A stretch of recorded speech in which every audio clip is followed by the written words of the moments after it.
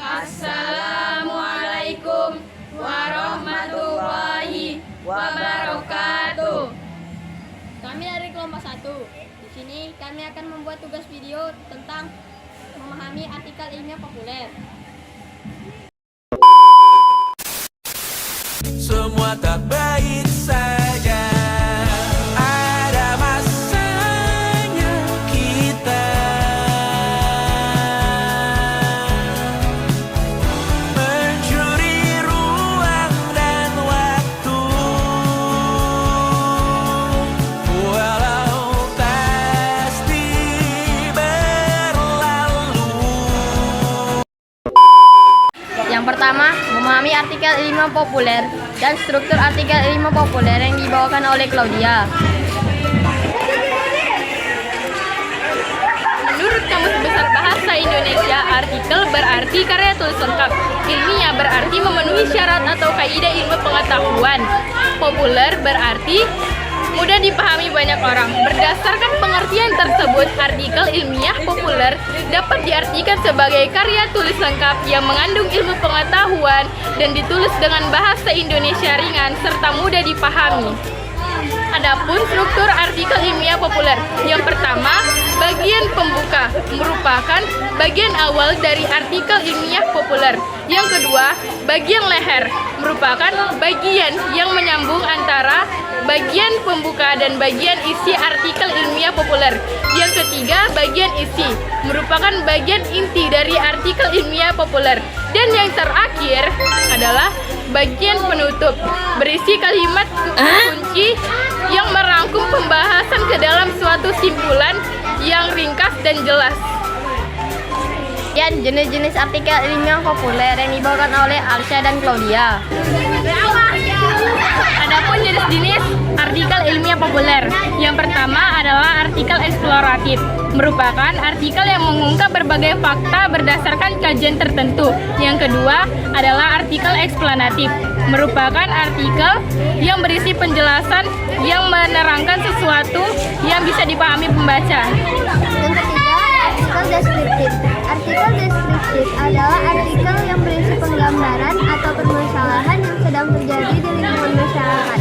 Yang keempat, artikel prediktif adalah artikel yang menuntun pembacanya untuk melakukan sesuatu sehingga tidak terjadi kesalahan atau kebingungan.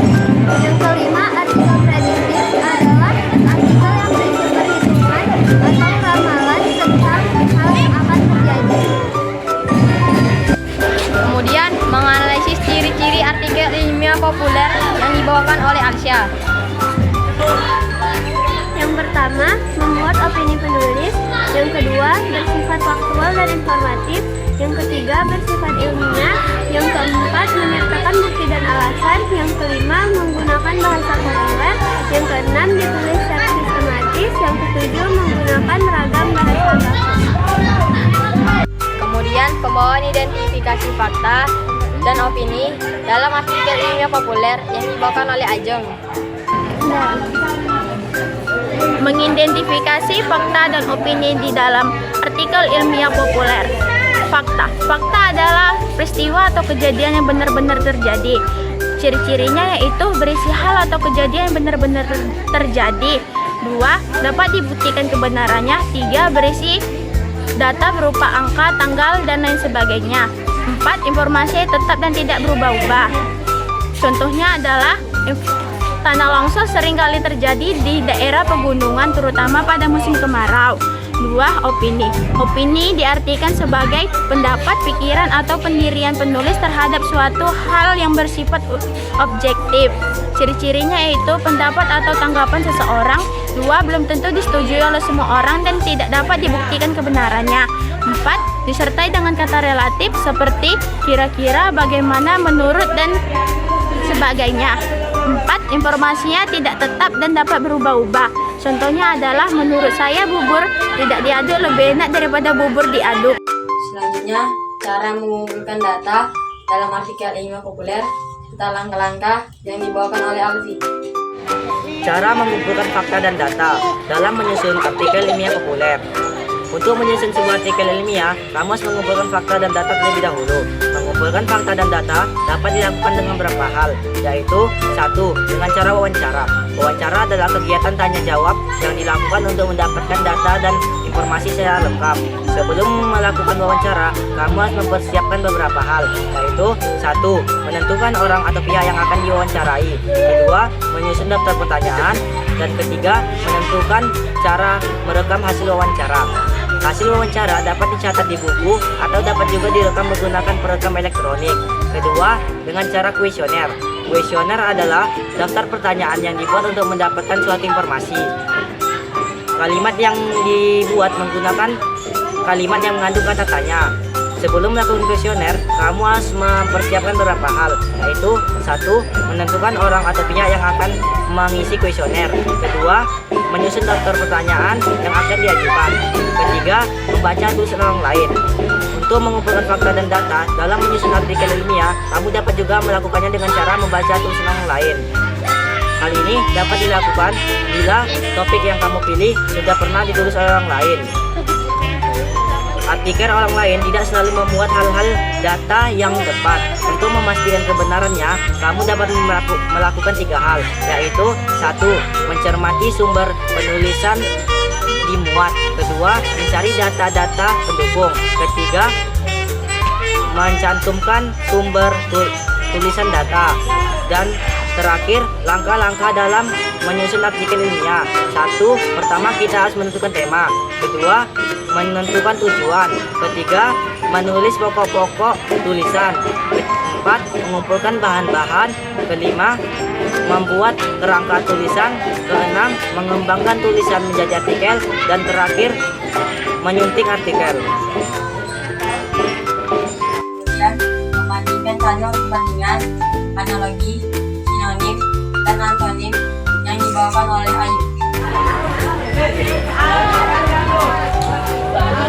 Membandingkan kalimat perbandingan, analogi, sinonim, dan antonim. Kalimat perbandingan adalah kalimat yang bertujuan untuk membandingkan dua hal yang mempunyai kesamaan bentuk dan sifat secara langsung. Kata yang sering digunakan misalnya daripada, seperti, selaras, dibandingkan, dan sementara. Contohnya adalah ini jumlah mahal daripada jumlah berkali.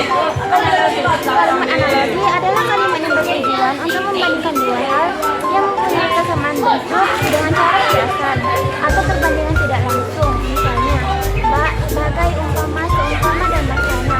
Contoh, mencari keadilan untuk masyarakat kecil cukup rumit bak mencari jarum dalam tumpukan jerami. Antonim atau lawan kata adalah hubungan antara kata yang menyatakan makna perbedaan. Contoh, kebijakan pemerintah mencabut subsidi menimbulkan permuatan masyarakat. Sinonim atau persamaan kata adalah hubungan yang menyatakan adanya kesamaan kata antar kata. Contoh, kedua tim akan kembali bertemu pada turnamen selanjutnya. Kedua tim akan kembali berjumpa pada turnamen selanjutnya.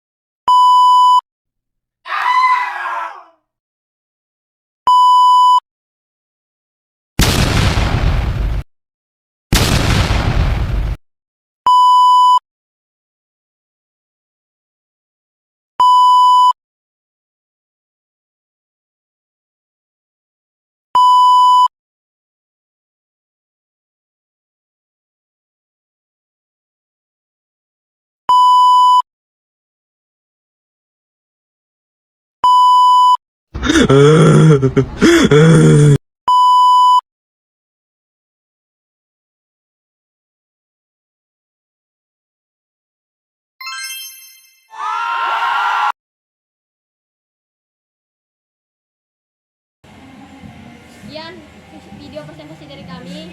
Bila ada salah kata kami maaf, kami akhiri. Wabillahi taufiq wal hidayah.